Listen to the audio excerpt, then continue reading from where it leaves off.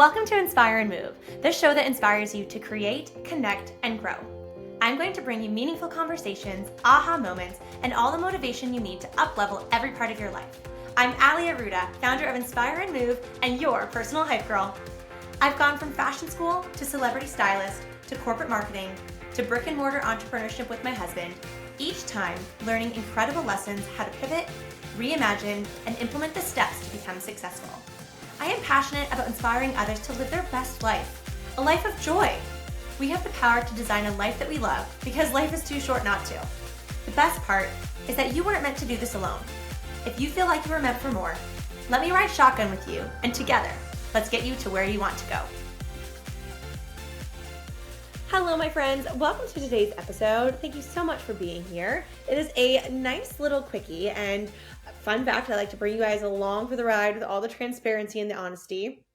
I most definitely recorded this episode last week. I was pretty pumped about it too. I wore a super cute outfit, did my makeup, I had a nice lip on, and there was no audio. My team let me know that it looked great, but there was no audio. So as a newbie podcaster, that's super frustrating. But hey, just means we get to refine the message and have one more kick at the can, one more, practice episode under my belt. And here we are. So it's not the first time you've heard about this little situation happening, but I do always like to be honest and transparent with you guys.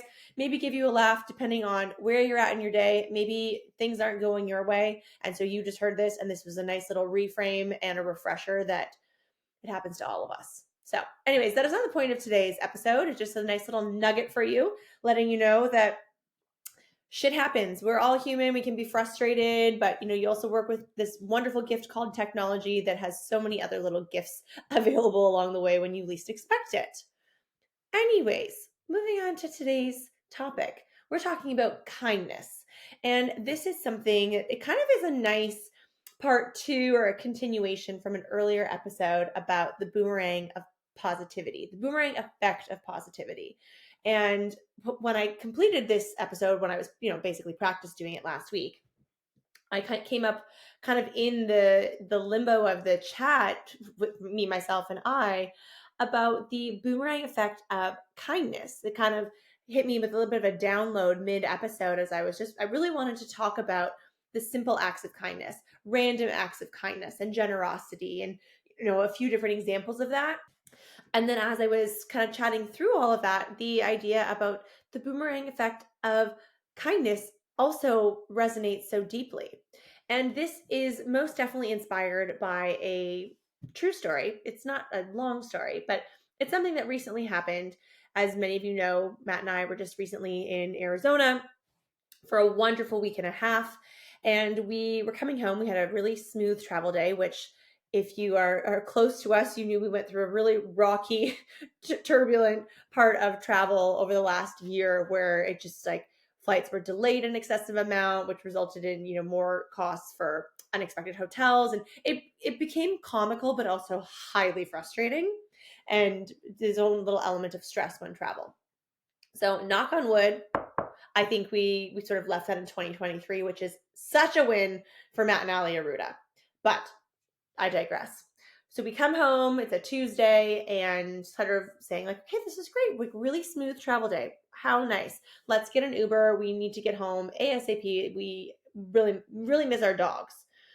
So we're waiting in line for the Uber at Toronto Pearson Airport, which the Uber situation down there is seeming to be quite chaotic, at least on this particular evening. Matt's on the phone with our driver, who happens to be at a completely different terminal. So this is just happens to be the most chaotic, stressful part of our journey home, which again, it's not stressful. It's maybe 7 extra minutes, but we're anxious to see our dogs. We're eager to get home. But in this, let's call it 7 extra minutes, I was able to perform a random act of kindness. And it is something that after, even now, as I'm sharing this with you guys, it really sat with me and really much inspired this episode. Really much. That didn't make sense in English at all, but you hopefully can get my drift and also sense my excitement to talk about this. Where I saw this lovely young woman with her stroller, baby, and a full-size suitcase. And in this moment, there is about 3 different lanes of Uber pickups happening, and they're not coordinated. You've got people on angles and hazard flashing, honks are happening, and it's not a calm environment. And unfortunately, this lovely young woman, her Uber driver happens to be in the middle of the chaos on an angle with like passenger door open, driver door open, and the driver is going over to, flag her down. And she, rightfully so, is sort of gesturing to the belongings that she has, which there's a lot happening for a single mother, traveling solo, that sort of asked or motioned for him to assist with the suitcase, which in my opinion should be a no-brainer. So he goes over, helps her with the suitcase, and she's trying, just kind of getting the stroller off of the curb, still with the baby. It's cold. And now I'm watching what's going down in terms of this driver trying to collapse the stroller, who knows what his family life looks like, but naturally it's not going very effortlessly to collapse the stroller. And I can almost feel this woman's stress because she probably is recognizing that her particular driver in the vehicle is holding up all of this traffic behind them. And Matt's on the phone with our driver. And I said to him, like, I'm just going to go offer and help because I'm feeling stressed watching her, trying to appreciate what's going through her mind.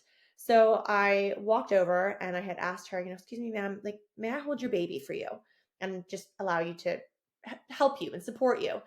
And you guys, the look in her face and her eyes was just this instant gratitude and appreciation and a resounding yes.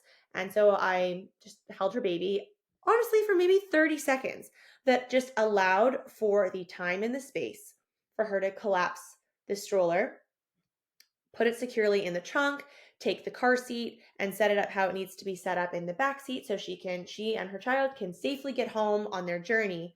And when all of that is completed, I gave her back her baby because I obviously was not going anywhere. I'm standing right beside her, just so everyone knows, and gave her back her baby. And she gave me this big hug, just full of warmth and gratitude. And I also feel like she maybe had tears in her eyes. And that right there was just this wonderful reminder that we as humans, it does not take a lot to show kindness. And so I walked back over to the curb. She went on her way. And I said to Matt, gosh, like that felt really good. That felt really good to be able to provide that help and support for her. And just this excellent reminder that kindness doesn't take a lot of effort sometimes, doesn't take a lot of money, it doesn't even take a lot of time. I was able to identify this, let's call it for purpose of this conversation, a stressful moment for this lovely young woman. And me being able to go and offer her help and support took no effort. Like I have something I'm waiting for anyways. My husband can watch my belongings and I can go and help and support her for 30 to 60 seconds. And I can make her experience better and less stressful. And I can fill my joy cup just a little bit more. It just was this lasting effect. And I remember coming home that night and writing this on a post-it note to remind myself to talk about this on a podcast episode. Because sometimes I think, podcasts, at least as a consumer, it's so neat to see where people get their inspiration, whether it be a wonderful speaker, a wonderful guest. There could be moments from live events that you have takeaways from or books you're reading.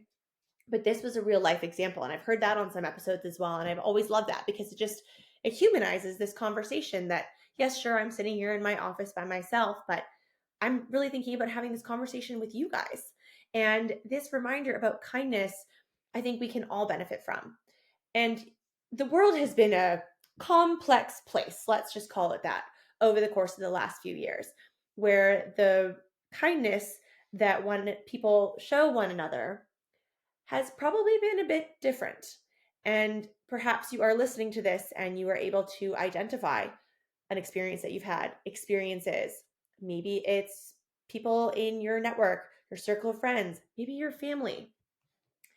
Between like you and me, us as friends, we've had that. We had that even like going through traumatic moments. And it's really unfortunate that some people really showed different colors over the course of the last few years. And, this is not a topic that I want to dive into here, but I think just the reminder that kindness kind of got a little bit lost over the last little while. And if we can just remind ourselves to, we can only be responsible for ourselves and maybe the people in our home, but the reminder of kindness being such a wonderful way to show love and respect to others. And this example that I shared with you, this airport situation, was free. It was just my time. There are wonderful reminders and inspiration that we can practice kindness with, sort of the, surprise and delight of buying coffee for the person behind you, or in the Starbucks drive through so they really don't know who you are. But those moments, maybe just have a $5 investment, which has got to feel good as well.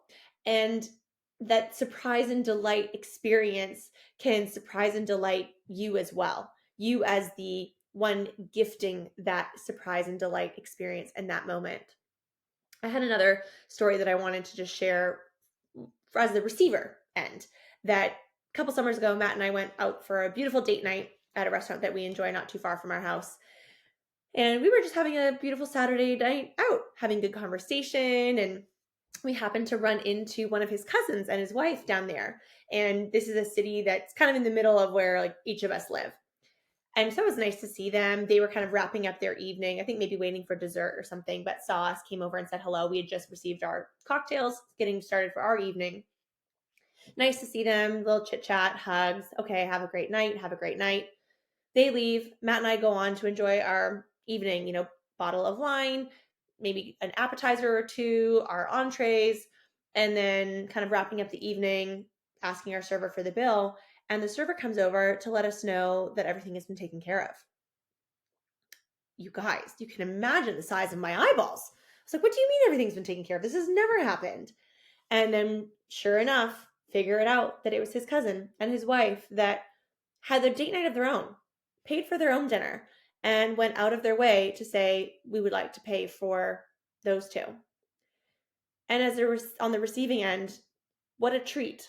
That was so nice, completely unexpected, not necessary, but something that here I am telling you guys, and that was probably about like 2-3 summers ago.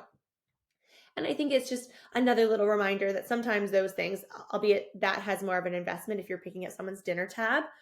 Matt and I have practiced that where, we live in an area where, well, as you know, we own a gym, and then we'll often see people out that, we go out for happy hours, we go out for dinners, and we might see some people from the gym. And every once in a while, we sort of have fun with that. Like, oh, it'd be really fun to send over some drinks, or maybe we'll send over an appetizer.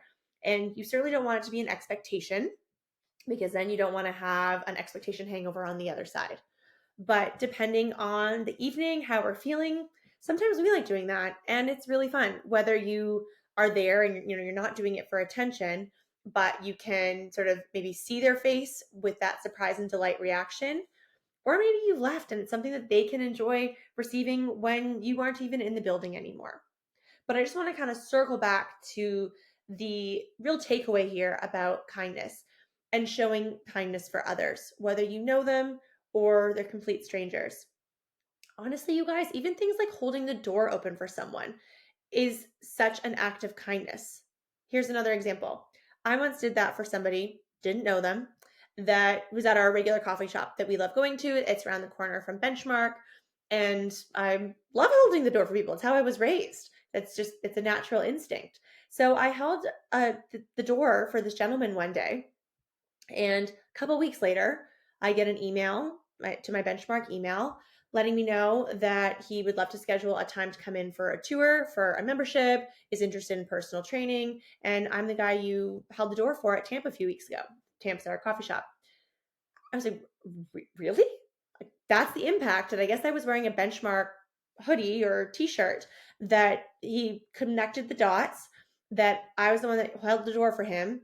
And that simple, random act of kindness, it's not even a random act of kindness. It's just how I was raised, and was kind to hold the door for somebody that's coming in either before or after me. Sometimes I'll hold the door for 10 people to go through. If I'm not in a rush, please, by all means, go ahead.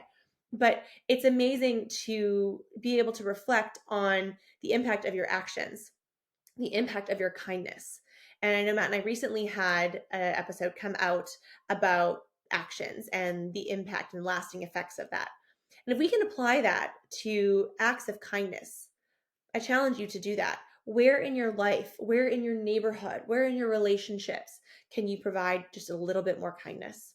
And try that regularly and really enjoy and feel the positive effects of that, because you're going to feel so great. And the way I felt after that airport moment, I held on to that, and I still feel really good about that. And I was so excited to talk about that on this episode. And I so passionately would encourage you all to think about that. Where can you sprinkle just a little bit more kindness, and also then feel the effect, that boomerang effect of kindness. So much love to all of you. Thank you so much for being here, for listening. And hey, if you are one of those amazing people that have already left a 5-star rating and a review for the Inspire and Move podcast, thank you so much for your kindness. I really appreciate that. And until next time, we'll see you soon. Thank you so much for listening. If you loved this episode, it would mean the world to me if you took 30 seconds and shared this on social media, send it to a friend, or leave a 5-star review. There is power in community, and I am so grateful to have you part of mine.